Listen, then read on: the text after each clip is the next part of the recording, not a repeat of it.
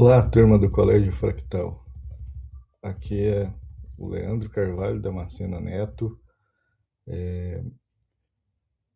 Eu sou doutor em História pela UFG, historiador, né, pesquisador da história de Goiás e professor do Instituto Federal de Educação, Ciência e Tecnologia de Goiás, mais conhecido como IFG.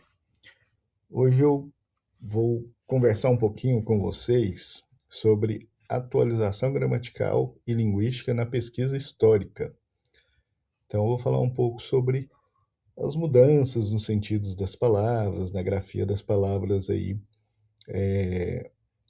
em diferentes contextos, né? Em diferentes momentos históricos. É importante a gente estar falando isso um pouquinho com vocês. Então, para isso, para falar um pouquinho sobre essas mudanças na escrita, no sentido, nos significados das palavras aí em diferentes contextos históricos, eu vou utilizar alguns exemplos aqui da minha pesquisa de doutorado, a tese intitulada As Artes de Curar nos Goiáses, o Real Hospital Militar de Vila Boa, 1770-1827. Aqui está o link que a tese está disponível, né, para pesquisa de vocês, se vocês quiserem pesquisar alguns elementos a mais. Vou iniciar essa, essa questão das mudanças na grafia, nos sentidos das palavras, né, na ortografia e na gramática, já começando pelo título da tese. Né? Se eu perguntar para vocês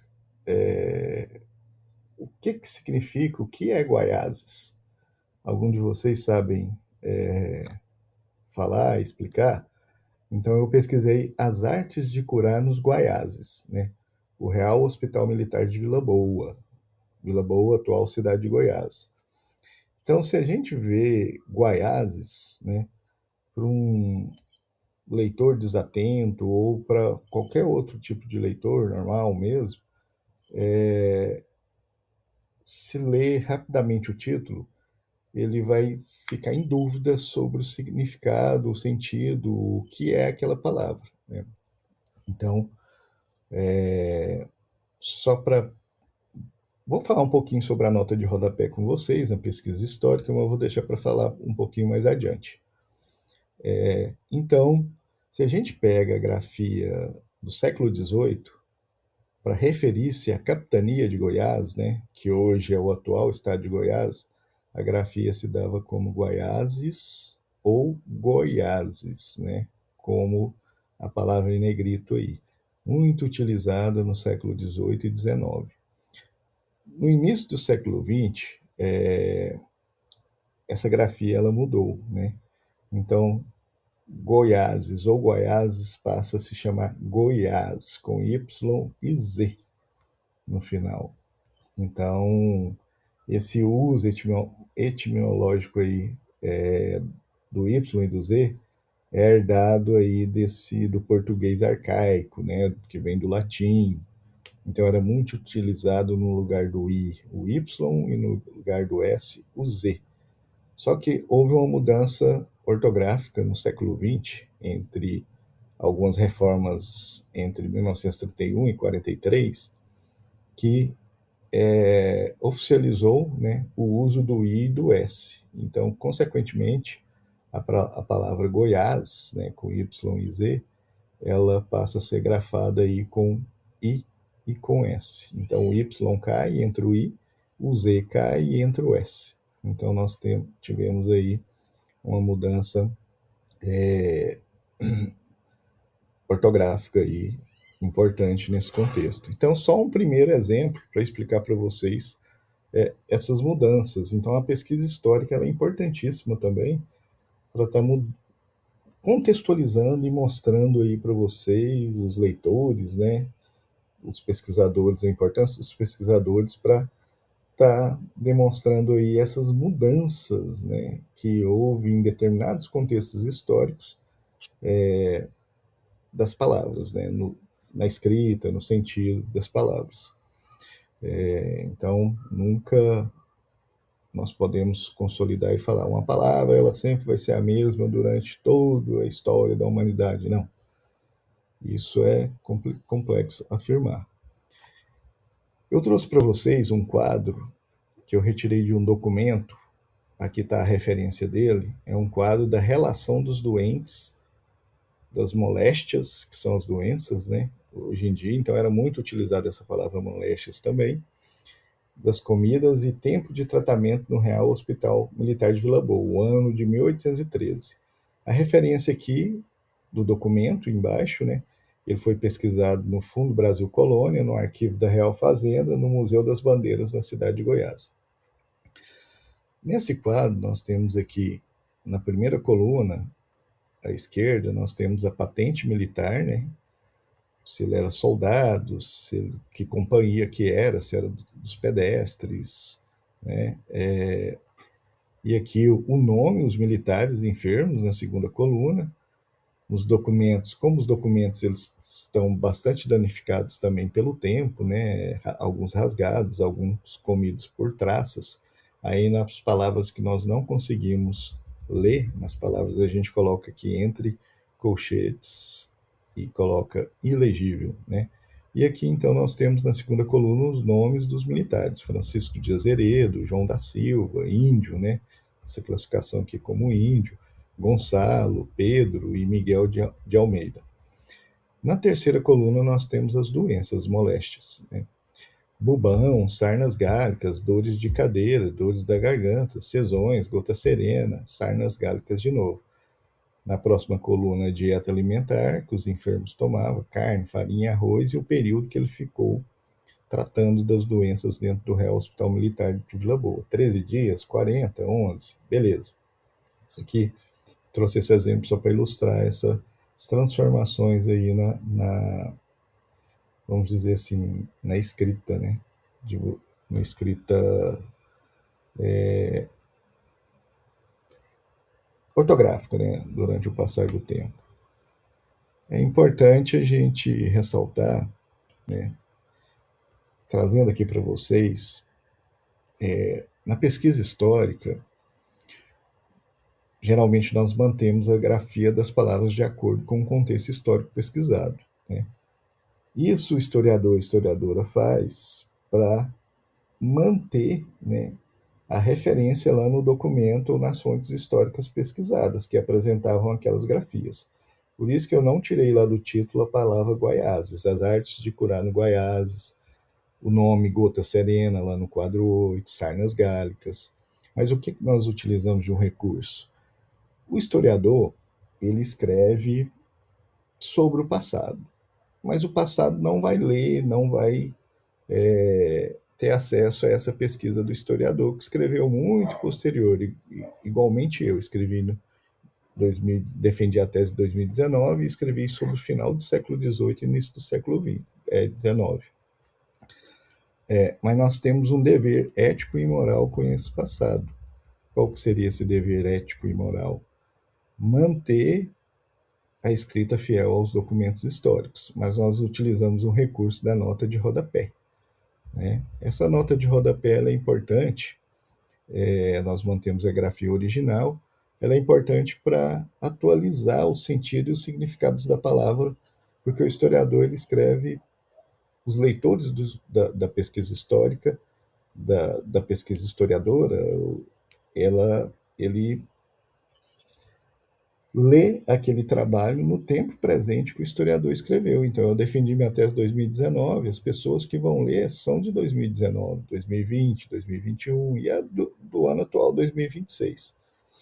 Então, o que nós fazemos? Nós colocamos uma nota de rodapé explicativa, né, atualizando a grafia da palavra e também atualizando os significados dessas palavras, mas mantendo aquela grafia lá fiel ao contexto histórico, esse dever ético e moral lá com o documento que nós retiramos essa informação, né? Mas atualizando os significados e os sentidos para o leitor atual. Então, isso é importantíssimo. Então, manter também essa grafia ela é importante que a gente contextualize e mostre para a sociedade atual que as palavras, as grafias, elas nunca foram, elas não, elas, a escrita delas mudam conforme o contexto histórico, né? Os sentidos delas mudam de acordo com o contexto histórico. Então, querendo ou não, a pesquisa histórica ela contextualiza essas mudanças nas formas de escritas e nos significados das palavras. Voltando aqui ao quadro 8, temos algumas doenças que não são conhecidas atualmente, como as sarnas gálicas. Se eu perguntar para vocês o que é uma sarna gálica, que deriva-se aí do nome morbo gálico, aí eu coloquei o nome sífilis aí. Sífilis, possivelmente vocês vão entender e vão saber o que é a sífilis, né? Porque já é uma escrita atual, já é uma doença que é muito. Tem muita informação dela na atualidade. Mas as sarnas gálicas eram a variação, eram feridas que se davam na pele, né? E vem desse nome morbo gálico, que foi escrita a primeira vez no século XV, né? É referência aos espanhóis gálicos, né?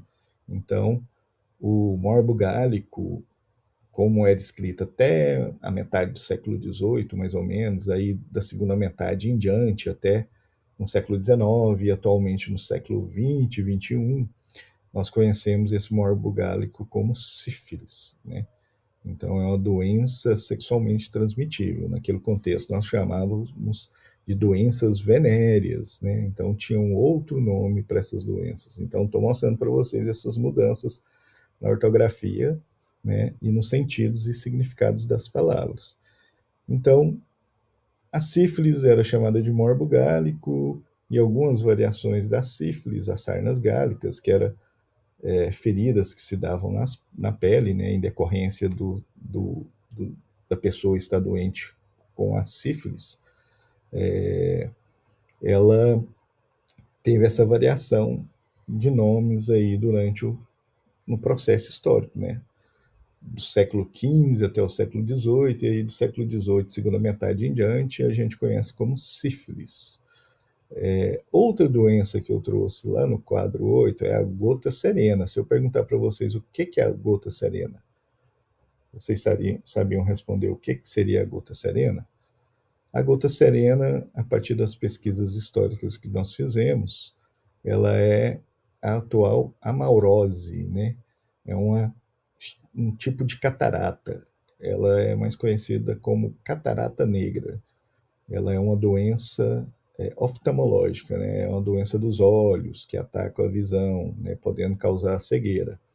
Então, muitos doentes eram tratados com essa gota serena. Na nossa pesquisa, nós mantivemos essa grafia gota serena, mas com notas de rodapé explicando que a gota serena atualmente é um tipo de catarata, né? É uma mudança aí nessa escrita das palavras. Então, o que eu venho dizer para vocês é que as línguas, as palavras, elas não são mórbidas, não estão mortas, não estão fixas, paradas, né? Elas não estão petrificadas como rochas. Até as rochas têm alterações, né? Mas eu não vou entrar nisso aqui agora, não. Então, elas fazem parte do arcabouço cultural da humanidade, né? São fluídas e se transformam de acordo com as mudanças sociais e culturais. Então, não tem como a língua é algo cultural produzido pelos seres humanos, né? As palavras, né? Que têm significados, elas não são fixas, né? Elas não mantêm-se da mesma forma durante todo o processo histórico da humanidade. As grafias vão mudando de acordo com o contexto histórico e os significados também vão mudando, vão se mantendo, vão se alterando, né? Durante o processo histórico. Então, elas são fluídas, né? Elas passam por essas mudanças sociais e culturais também. Um outro exemplo que eu trouxe para vocês, mas eu não coloquei no slide, é sobre o conceito de revolução.